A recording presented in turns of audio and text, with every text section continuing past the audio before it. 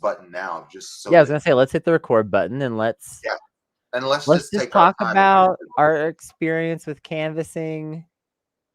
It's okay if this is a little informal because we're gonna run it through the content gun.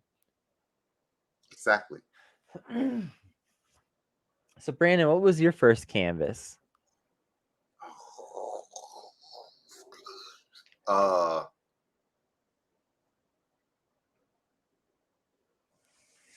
I mean, I was raised a Jehovah's Witness, so I've been canvassing since I was 3. That's Oh, all. Boy, that's all we freaking did. My grandmother was extremely devout Jehovah's Witness from before I was born until literally when she was in a bed and pooping herself, and the Jehovah's Witnesses were coming to visit her and talk to her. Uh, that was her lifelong community, and they definitely believed in knocking on people's doors, and literally a lot of the foundation of that day-to-day canvassing was in my DNA from uh, cutting turfs. Each congregation had its own set of turf. that's uh, right. from from role playing. Jehovah's Witnesses, they got their Sunday meeting, they've got their midweek meeting, like most denominations. They also have a meeting that's just sales role play. They don't call it that; they call it the theocratic ministry, but it's sales role play. You get one person is the salesperson, one person is the customer. You deal with handling objections, getting into the door, figuring out the person's emotional state, language that fits that state, getting them into recommended reading, openers, commitment, da da da. I mean, if you've ever been on a sales training, that's they don't use that language at all. And you wouldn't think that it's a sales training until you get older and you go, wait a second, literally everything that's in here is stuff that Jehovah's Witnesses were doing. But yeah, going to a door, getting the door slammed on you. And honestly, boy, if you're a Jehovah's Witness, getting the door slammed on you is most of what you're doing. You're mostly, if someone even allows you to give them a brochure, that's a win. It's rarer that someone will go to your meeting or be baptized or that whole funnel. Um, when it comes to political canvassing, uh, which races stand out to me as things that I knocked doors for. Uh, Jim Martin's political campaign in Georgia Senate, I did some volunteering there. There was such hope for human progress in Georgia. I living in a deep red state, going outside to talk about an election where it's just guaranteed you're getting curb stomped unless you live in that 3 block period of Atlanta. I mean, my representative in Congress was John Lewis for most of my life. That guy wasn't losing an election. No need to canvass there. But the Jim Martin campaign was an underdog Senate campaign, and people got out for that. My grandmother was a union president in Virginia and was really enthusiastic about the Jim Webb campaign. And now we look at Jim Webb as a retrograde dinosaur, but he was running against George Allen, who was an old-fashioned Southern racist government guy. Uh, you know, guy that's yelling slurs in the middle of his stump speech, and almost won anyway. Uh, One of those guys. Yeah. Did some door knocking with my grandma there as a young teenager or whatever.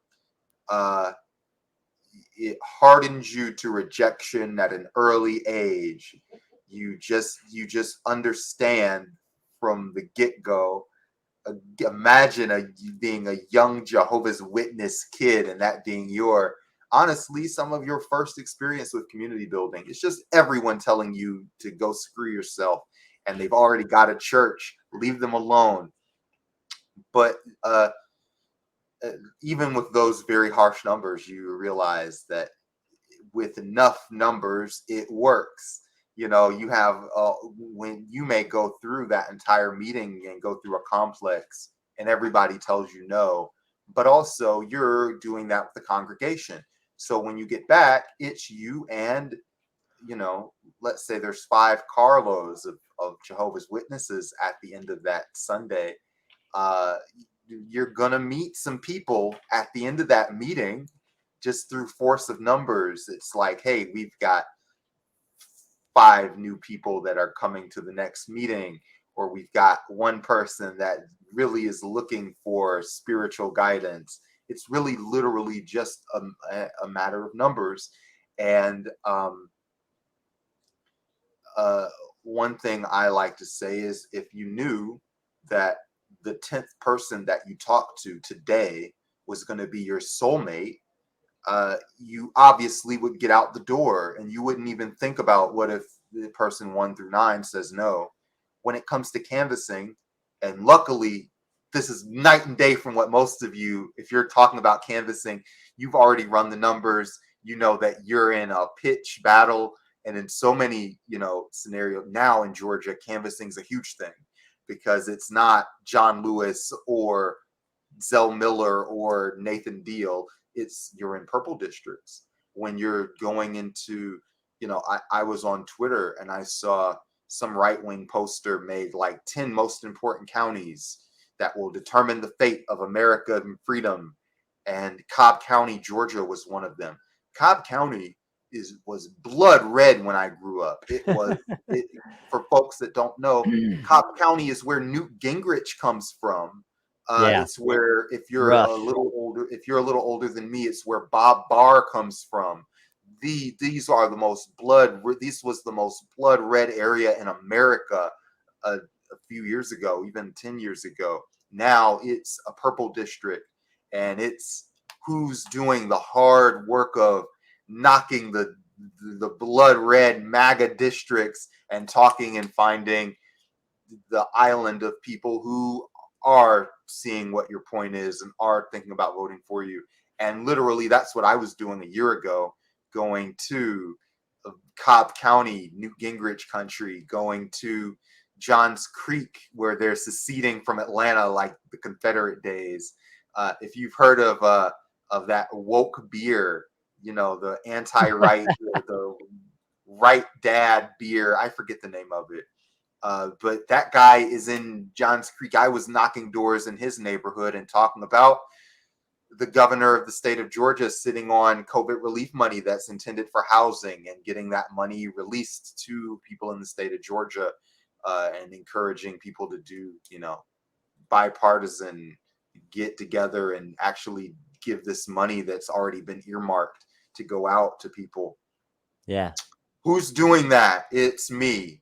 Because most people that are sane don't want to get yelled at and get told no over and over again, because that stinks. But when you find those people that are motivated because they see, hey, you're not canvassing for no reason. You've got a whole internal process to even get someone to come to that canvas and knock those doors and knock 50 doors, 60 doors, 80 doors, 100 doors in a 4-hour shift. And if a carload of you, 4 or 5 carloads of you, are knocking those doors, that's enough to win a city council race, a school board, a mayoral election, to build a mailing list of 1,000 people that are local, that are in that area, that are going to be responding to you. And you don't know them from Adam if you just drive by the neighborhood. It's only through actually getting into those people that you can get that dream of motivated local door-to-door people that care and are interested. It's not easy, but that's how you get there, is by physically knocking the doors and seeing who's there. Yeah. The other thing about canvassing is that you reach the people that aren't politically motivated in a lot of cases. Like these are like you. This is the only way to reach the least motivated people, basically. They're not Uh, reading C-SPAN. They're not on CNN. When you talk to them, though, they may be just as fired up. They may not even have the vocabulary to describe what they feel. And part of why, I mean, Kennedy, you can attest to this. Part of why canvassing is so important is you are going door to door and giving people the language to describe what's going on and yeah. give them real steps that they can take. And they're hungry for those steps and they know what's going on and they just want something to plug into. Yeah, a lot of people that aren't highly politically motivated aren't necessarily apathetic. They're just not engaged for whatever reason. And if you come to their door, Yeah. you meet them exactly where they are, Yeah. and you have a real human conversation with them, some of them will get involved that would not ordinarily get involved. There is virtually no other way to reach these people. They're Right. not on social media. They're Correct. not watching the news. If they are on social media, they are in like a small specific space where they don't see politics. Yeah. If they're Uh, on social media, they're talking about the Atlanta Hawks. They're not talking about the Atlanta yeah, Police they have Department. a car club on Facebook, and they post in that group exclusively, and they never even look at anything else or something like that. And I wish that was my life. But um, uh, these folks are not. They are not. You really cannot reach them any other way in a lot of cases, other than canvassing or uh doing political literature at events or in public Yeah. spaces, which is another form of canvassing. Uh, And that's expensive because you are making the location, you're making the literature, you're right. making, I mean, we may literally, we've got enough experience that we can talk about that experience in a future video. But yeah, that's not simple either. Um, but Kennedy, I want to backtrack a little bit because we talked about how Yeah. getting people to show up to a canvas is a whole process on its own. And obviously, like the base of that, it can be like social media marketing or viral video, vertical video rather. How do you find, because how do you fill up those 5 carloads with people that want to knock the doors? Talk about that. Well, here's what I find interesting, and I'll get into my history of canvassing a little bit here. Is that whether you pay people or not, it's hard to keep them motivated. Highly motivated people will canvas for free for the right cause, not for months and months, but for a few days leading up to an election. Absolutely, people will do this work as a volunteer for the right cause if they are highly motivated. For instance, cannabis legalization here in New Mexico. There were a lot of volunteers knocking doors saying, "Hey, it's on the ballot. What are you gonna do?" Uh, uh, you know, uh, a lot of the cannabis initiatives have been done by volunteers. Some people like kind of shy away from talking about those too much because it's a little bit edgy, but that was serious organizing that got that done in a lot of states, and massive amounts of door knocking was involved. And I know a lot of people here that were personally involved with that. And so, for a cause like that where people are highly personally motivated, it's not hard to get them to go out for a week before the election and say, "Hey, this is on the ballot. What are you going to vote? Can I convince you to think about voting yes?" Uh, uh, and, you know, um, so that's really interesting because on the other hand, paid canvassing, it can be just as hard to keep people motivated as anything else. Yeah. Canvassing is really hard work. So again, so getting people to volunteer about something that they're passionate about for like a week, that's not so hard. But for a lot of canvassing, you don't need a week, you need months of people knocking doors. You need like sometimes you need people knocking doors for 6 months or more. I knocked doors for Sierra Club. That was one of the first canvases I ever did. That was significant, especially, and that I clearly remember. And we knocked doors for Sierra Club for, I want to say, 5 months or more, because we were trying to get people's attention on some climate initiative stuff that was Mhm. coming up down the road. And, we were trying to spread a massive amount of attention and stuff towards this issue. And so that was not a quick canvas. And even though that was a paid canvas and it paid reasonably well for the time, um, it was hard to keep people because it was very demotivating to go out there and eat shit trying to talk to people about the climate. And keep in mind, this was just a little before this issue was cool. Right. um, So a lot of people were very hostile to us. And when you're dealing with that kind of reception where you get a lot of hostility and not a lot of yeses, it's very demotivating. And so, you come back the next day and somebody just didn't show up that was there the day before. They just didn't come back. And I would be lying if I said I've never done that on a canvas, because I canvassed for an election in Colorado that was so miserable and gruesome that after a couple days of it, I just said, nope, I've heard. I'm not going back to that one. That's too brutal.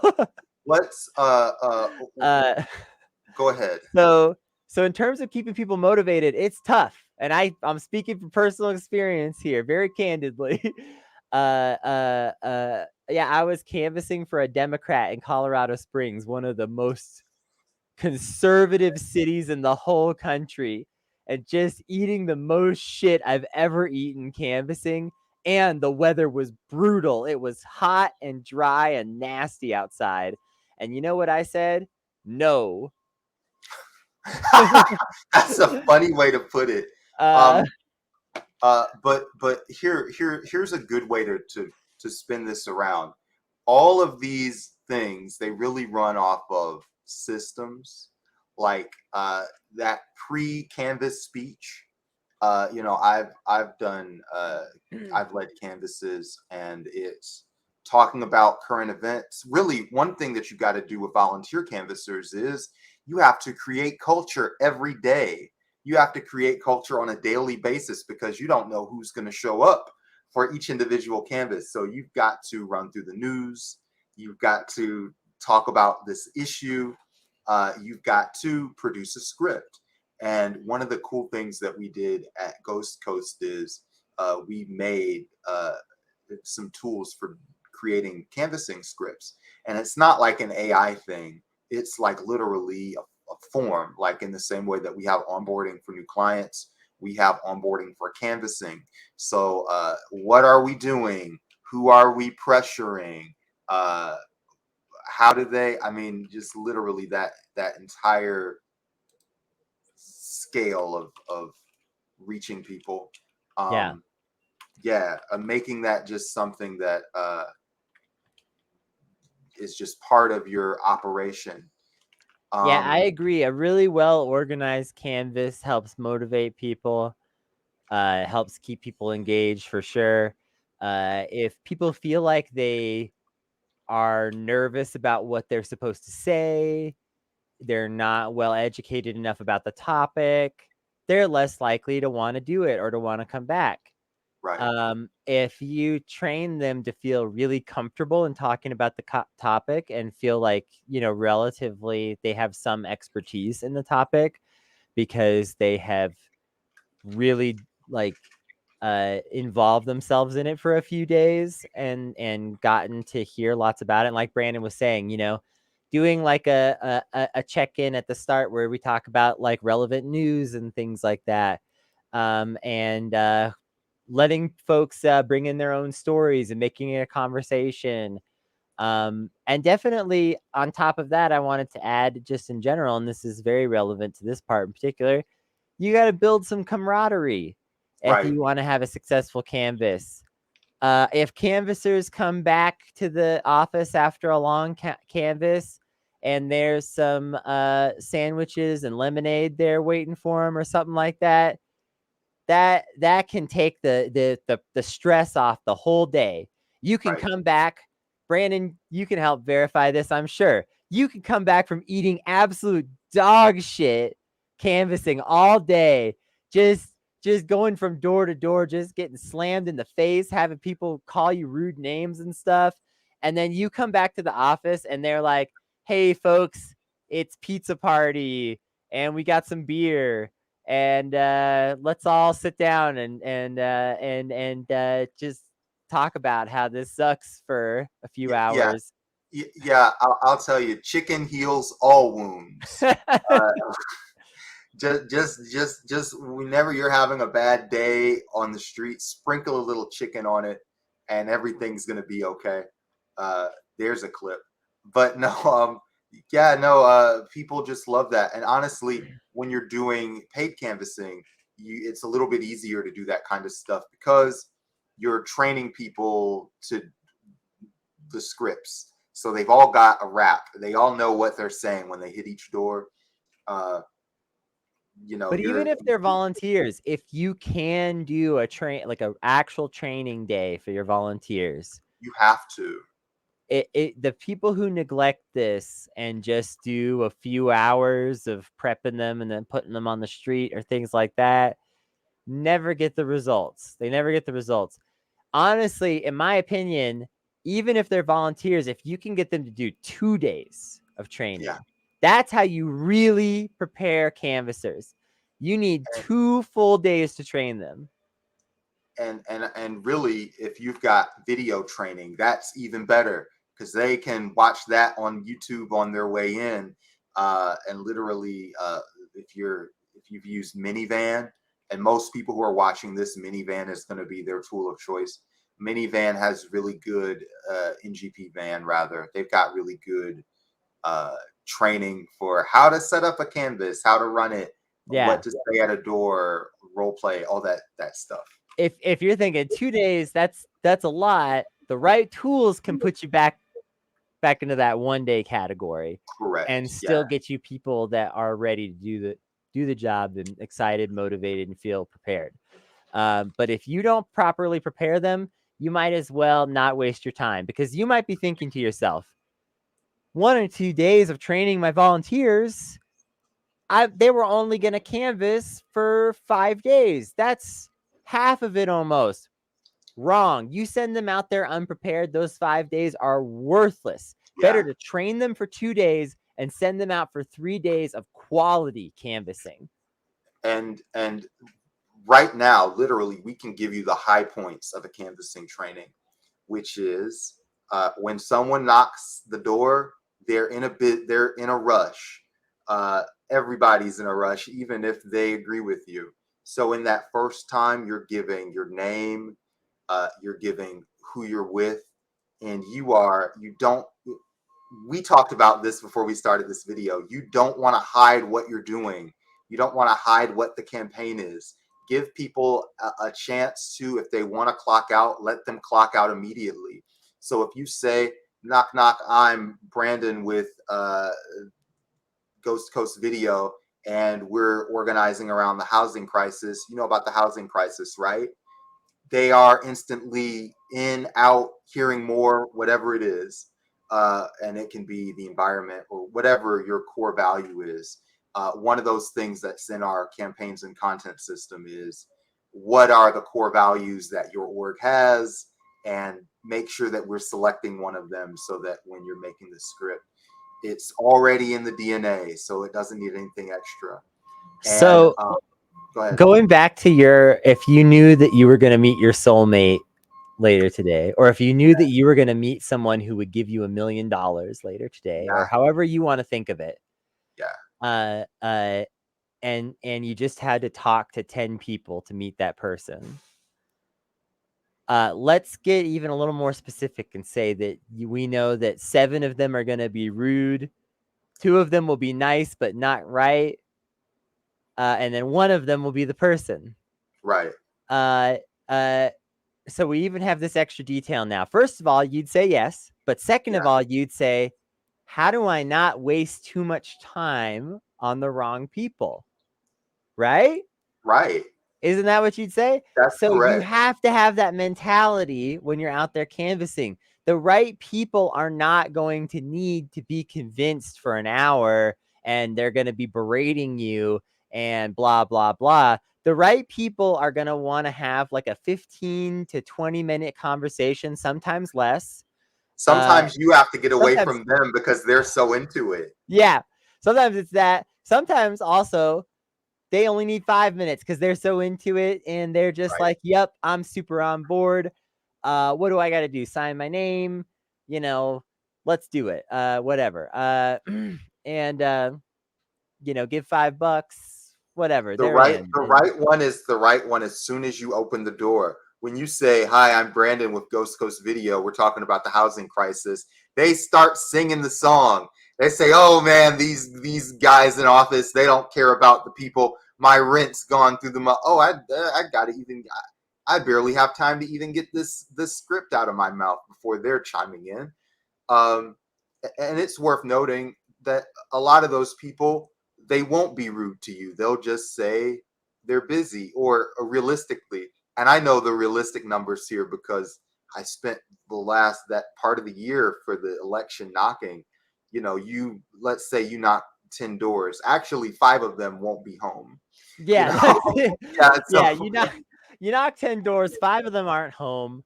One of 3 of them is them, rude, one of them is weird. 2 of them are nice, and 1 of them is the actual person you need to talk to. right, right. And when you've gotten them and you've got one sentence that's got your name, where you're from, core value, confirm interest, right? Now you can dig into what's the problem here. And you may start with an alarming fact or a shocking thing, or everybody that's in political campaigning, for every political campaign, they know what their big shocking fact is that gets people in the door. So it might be, boy, the Atlanta Police Department's getting 30% of the state budget, and they're getting an increase of another $750 million or whatever the number is. Boy, do you think that's a good use of public funding? Or if it's the federal government gave $1 billion in pandemic relief to the state of Georgia, specifically for housing. It's already in the bank, but the state isn't spending it. Isn't that crazy? By the way, every other state has spent their funding except for our state. Isn't that weird and abnormal? And then from that sort of opener that's really strong, you've got opinions, you've got agreement, you've got, like, if you're not getting in the door with that, you're not getting in the door. Yeah, Uh, and a lot of times it's going to be a 1-2 punch of quick, one positive, one negative kind of thing, where yeah, it's like, and you might give the positive first or the negative first, depending on the type of campaign and your goals and what kinds of folks you expect to encounter and things like that. But a lot of times, you're going to come in and you'd be like, hey, you love the public library system? Well, we really got to fund this bond measure or else we're in big trouble because they closed the library in this neighborhood last year. And so it's like, oh, yeah, I love libraries. That's positive. Uh-oh, they closed the library in my neighborhood last year? I don't love that. That's a 1-2 punch. Or you might do it the other way around, where sometimes it's like a, hey, did you know that they incarcerated a lot of people unjustly for this law last year? Well, there's actually a solution to that problem on the ballot. That can be another way to reach people. But a lot of times you're going to want to have some kind of like compelling hook that involves some strong emotional appeals. And you got to get this out right away, like Brandon was saying, because this is it. And you're pretty much determining not 100% whether or not they are a going to be getting involved per se, but whether or not you get to have a longer conversation is determined in a few seconds. Yeah, That yeah. is for sure the case. And then And that longer conversation, not all of those people are going to be the one either, but at least most of those conversations will often at least be like productive or interesting or something. I canvassed for a human rights campaign uh, uh, before gay marriage was legalized federally, working on that issue. And one time I got into this guy's house and he didn't know much about what I was talking about. He was an old man. He was mostly blind. And he had lived a very, very interesting life in northern New Mexico, seeing a lot of the changes here. You know, New Mexico's population has boomed a lot in 100 years. And he had seen a lot of that firsthand and written a book about it. And, you know, he was not the person to really get committed with that cause in particular, although he was interested to learn something and he was open and receptive to the idea of learning more about LGBTQ issues, which he knew very little about. But that was just an interesting conversation, you know, spending 30 minutes with that guy sipping a warm drink. It was a very cold day of canvassing, sipping a warm drink, uh, and sitting in his living room, hearing some interesting stories and telling him a few of my own was worth the 20-30 minutes of my time, even though he was not the right person. Um, you can't spend all day with those people, especially once you realize that they're not gonna give you what you need, but you can spend a few minutes getting to know your community. It is a harmless and wonderful action. I was doing paid canvassing, and if you're taking more than 5 minutes, they're gonna beat you up and fire you. They're just gonna all take turns. Have you Did you watch pro wrestling in the '90s? And they just get a line of people and they all take turns hitting their finishing move on you and posing over you. That Yeah. they really hate it if you spend too much time at a door. But literally, they can't control you when you're out there. I would do that all the time. I mean, you Kennedy, you know, I'm just a podcaster. If you've got a great story, that's more important than hourly actions on a political measure. But honestly, a thing that I'd add to that is the real struggle, the real thing that you have to battle against is just apathy. You've got to convince whoever that is at the door that you're serious, that your org is serious, that you have some sort of mechanism to accomplish the goal that you're talking about, especially if you're doing something on the left. Save the whales. I mean, really, everybody wants to save the whales, but everybody is apathetic. They're they're very busy trying to get theirs during the day. So really, when we get some verbal agreement and you put it perfectly, that yes, no, push, pull of this is good, but that's terrible, right? And they're into it. Now you've got to tell them, once they understand the problem, we're pressuring that group to do the right thing and give us that thing. uh, and really making sure that they understand that you've got it and you're doing it and there's a strategy. That's the third part. Our strategy is for most organizations, if you're canvassing, your strategy is massive public support, strength in numbers, engaging the neighborhood. And that's why we're here getting you to sign our petition, to call your usually it's sign your petition, but it could be make a phone call, donate $5, record a video, whatever it is.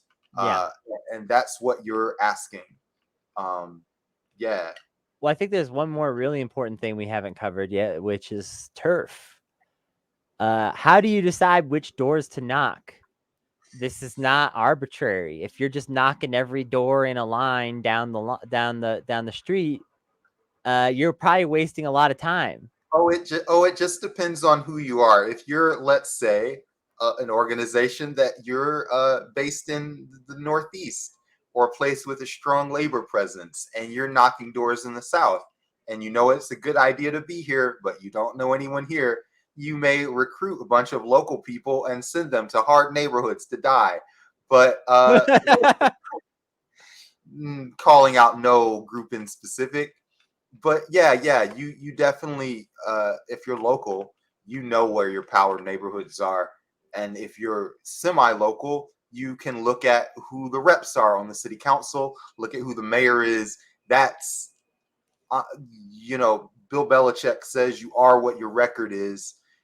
When it comes to local politics, you are what your city council member is. If you've got a bunch of uh, uh, engaged people, but like, boy, you look at those city council results, it's not good.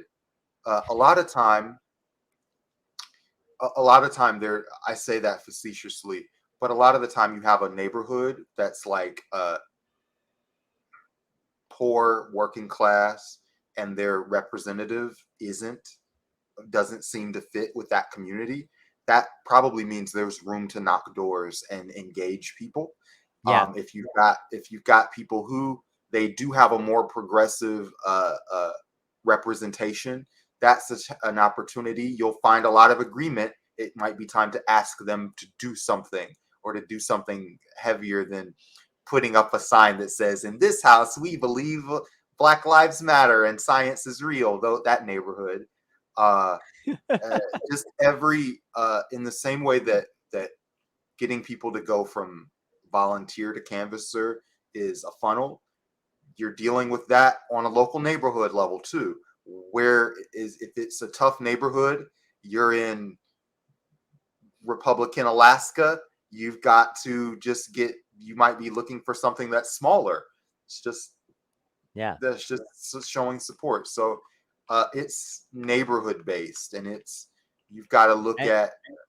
I mean, I and mean, I'll let you. it's street based. It's house to house, even to an extent. It can be very granular, If you and really know the neighborhood, I'll, if you don't mind me talking over you, I got so many know the neighborhood stories. If you really know the neighborhood, you literally can go, this street, good street, that street, not that street, uh, and that's really cool. It's a cool feeling, but and the orgs that have been canvassing the same neighborhoods for a long time, they know, okay, that house is just a no-go. Never will be, and they just have some of those things just marked out so nobody even wastes their time there. your And sometimes it's because that house is not actually like a regular residence or something, your Uh, data from a large organization like Van, that they give you voter roll data, and you're maybe knocking those doors. A lot of that is out of date, and you're mhm. knocking those doors, and it's like, oh, nobody's lived here for a long time, or they moved a long time ago. Yeah, knowing that neighborhood can be tough. But you've got tell me about drawing that turf. What's that like? Well, so first of all, if you're drawing turf for your org for the first time, Yeah. uh, you need to see if there's anyone who can help you to get that information. Maybe there's an org in your city with similar values that already has canvassing maps. at, Um, and they might be willing to partner with you and give you those maps for in exchange for something. Uh, uh, you need to like look out there and see what you can access in terms of existing resources. But the other thing that you can do is you can analyze your own data. Even things like your social media metrics properly analyzed could help to create turf maps. And this is one of the ways that orgs are doing this in the modern day more and more, is they're canvassing the neighborhoods where people like their posts. yeah, They're canvassing the neighborhoods where people retweet them. uh, that's we actually can. very effective. I actually wanna dig into that a little bit. Number one, member mapping. If you've got members, you can pull out where they are on the zip code, and you can make a map of your membership. And if your membership map matches the gentrification going on in your city, that's not good. But if your member map is defying that, that's great. But also, in addition to just that kind of like literal physical mapping based on social media is actually totally something that you can do. Uh, uh, it's pretty good and effective. Uh, Kennedy, you wanna add more here? Yeah, so this is also where it's really important to know your canvassers and to just spend that time like getting to know these folks personally a little bit. Because when you cut turf, ideally you're going to know to an extent who you're sending to kind of the most ideal neighborhoods where people are most likely to say yes, who you're sending to like the neighborhoods that are going to need the most convincing, Yeah. uh, different kinds of factors like that. You need to be able to, uh, uh, it's fine. uh, No, you're good. And listen, you need to be able to match people up with the right amount of canvassing, the right types of canvassing. You put the wrong people in the wrong neighborhoods, you're not going to get any results. oh You well, take your whew, experienced canvassers and you put them in the overly easy neighborhoods. That's a waste sometimes. I I got to Uh, work with, and I'm sorry for talking over you, yeah, except you're I'm good. so fired up about this. I worked with literally the best canvassers I fucking have ever worked with in my whole life. Uh, they were the platonic ideal of what people want from canvassers. The AFL-CIO did, while I do love roasting them, they did a great job of, they found the best talent. They found really charismatic people who were from the inner cities of Atlanta who had relatively progressive values, although like nobody's nerfic, but overall progressive bunch of people that you'd want to have representing your org. Just super cool people. And it really literally, you've got to have a strategy based on who you have available. So you like, if you've got a bunch of like college gentrifiers, they can be effective in certain places, and you need a certain amount of cultural touch that can't be replicated. There are Yeah. some neighborhoods that are black neighborhoods where if you send white people there, they'll think that's cool. They must have spent money to get a white person to come here. Wow, holy shit. And there's a different neighborhood where they'll be like, "Oh, the whites are at it again." And you just never know for sure. I've got Yeah, a you have to fun know your neighborhoods because it is funny like that. I've got a fun story of like literally, I was in an org that was doing defund the police, and they were going to Adamsville. Now, if you live in Georgia, you're like, yeah, Adamsville is a black neighborhood, but it's a legacy black neighborhood. And if you're not from in town, you don't understand that. They're boomers, and all of them have made their whatever they allowed black people to make in the 70s, and they've all got their retirement from that era. So they all got their little piece of the American dream. They got a house and a yard, and a lot of those people. And one of the reasons why I was like, you guys are canvassing in Adamsville, I'm thinking those people, those people are cops. They're cops and firefighters. They're civil servants. They're people who got their cut of the American dream, and they retired like 10 or 15 years ago. And now they're cranky and they're get off my lawn types. Now, some of those people are progressive, like obviously, but a lot of them are just grouchy and want to be left alone. So I was like, and remember, I'm a Jehovah's Witness, and Adamsville is a few miles away from me. So I know this neighborhood like the back of my hand. So I'm Yeah. thinking, you guys are going to Adamsville? Wow. But also, when I was doing that, I wasn't so experienced. I didn't realize they didn't know what they were doing.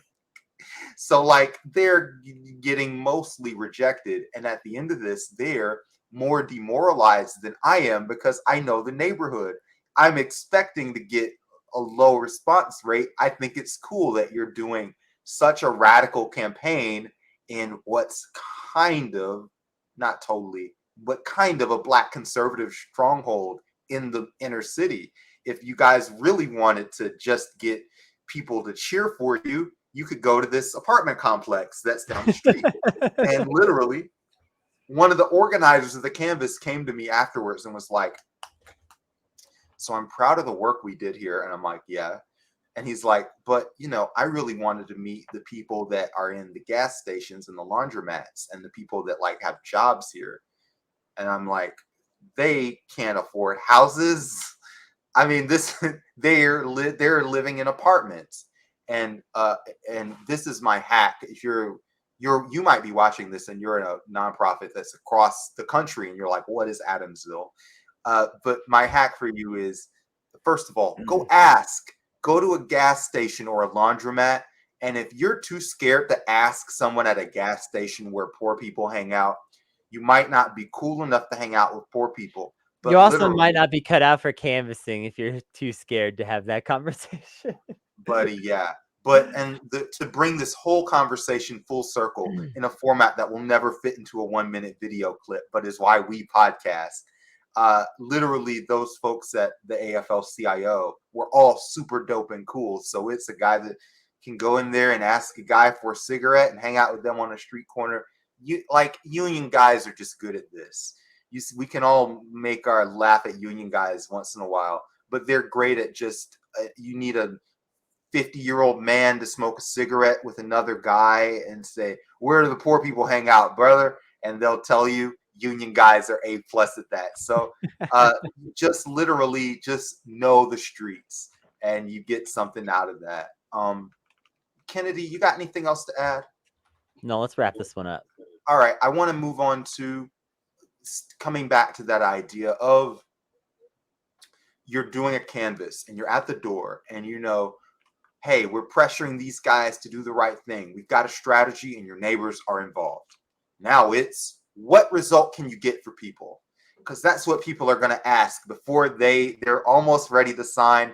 What's in it for me? You can't promise too much if you're with a real respectable org, especially not one that can afford to hire us. But you want a result for people might not be them in specific, but it's them as a people or them as a neighborhood. And you want to really be able to say, hey, this helps you. That's the thing that will close the deal. And Kennedy, I mean, you're in New Mexico talking about weed. They know what's in it for them. Talk about that. Like, what's it like to really get those people closed and they're on the line? I think the biggest thing is like you have to ask for the sale. You have to have this in your script, like very clearly defined. You have to train your canvassers to do this, and then the canvassers have to actually do it. Because it's very easy to walk in the door and be like, yeah, do you agree? Yeah, that's awesome. And then not do the thing. Like it's surprisingly easy to blow it after that point still. So I think, you have to like have that concrete, okay, here's what we need and why in very clear black and white terms that you can lay out to people. Because the number one thing is like, if you get wishy-washy around this final period, then you definitely lose people. You have to be absolutely confident at the end and present, okay, in no uncertain terms, here's what we need from you. Here's what you can do. Here's why we need it. Here's why you have to do it today. You've got to be strong. You can't be weak at these doors. People are so like, I don't mean this to sound like everybody's not this way, but people as a whole, people are so mean at these doors. People are on their last, like they're feeding their kid. Whoever you're interrupting something, right? Guarantee no one's just sitting down going, I hope someone knocks at my door today, gives me a political mission to embark on. No, they're watching a game. They're feeding their kids. They're getting ready for dinner. And even if they're fired up about the cause, you still have got to really get to them.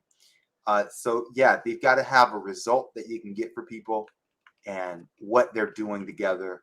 And Kennedy, this is a tactic I have learned on the street, and this is a Brandyn original. I was teaching this to the guys in the van going out to to really close someone.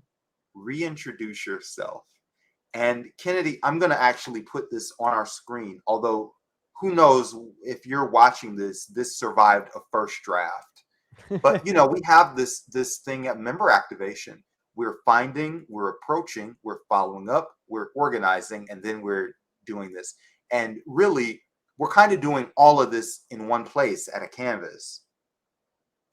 But at the teeny tiny top of this, this is the first part where they are giving you something.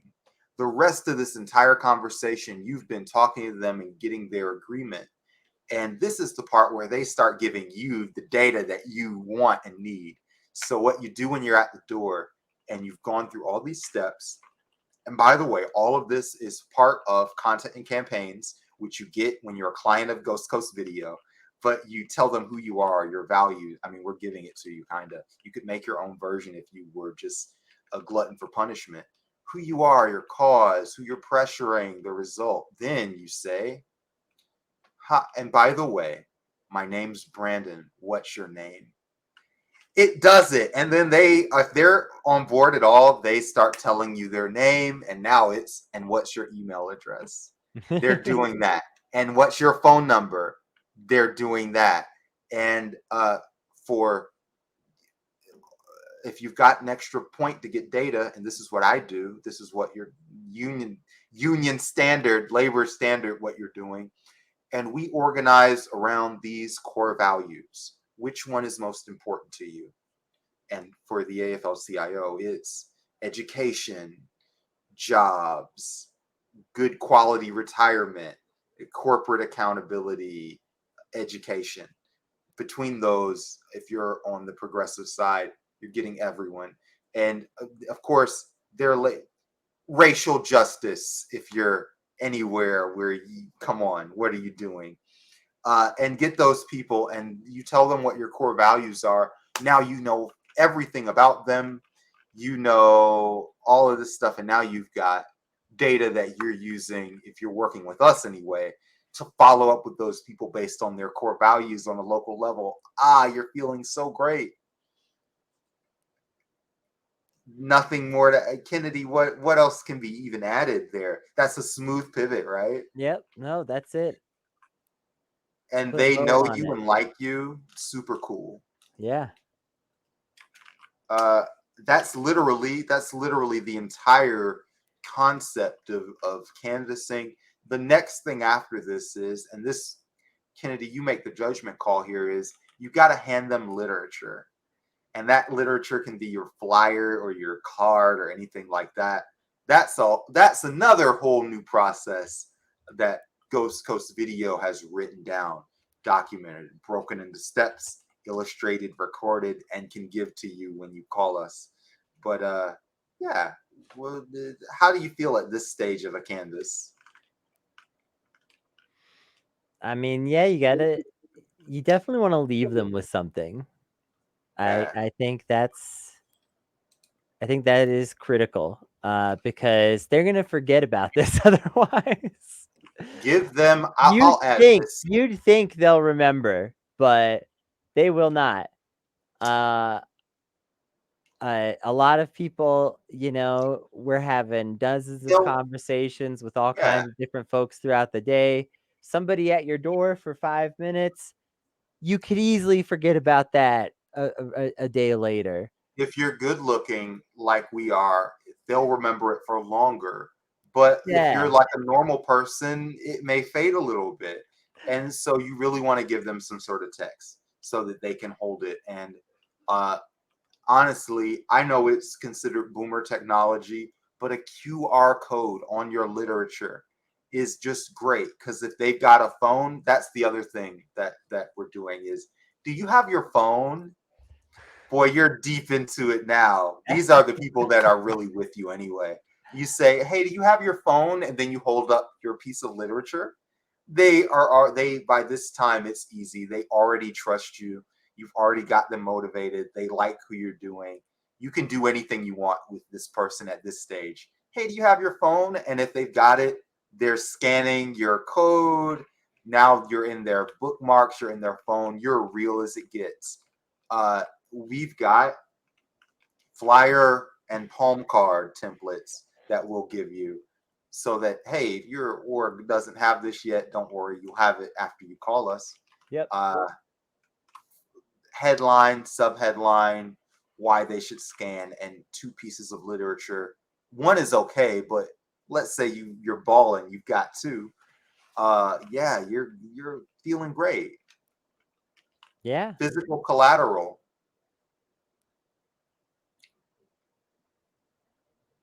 Isn't that crazy? You've really done it all here.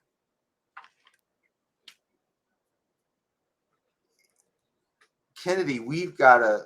This won't survive an edit. We've got to hang out in real life.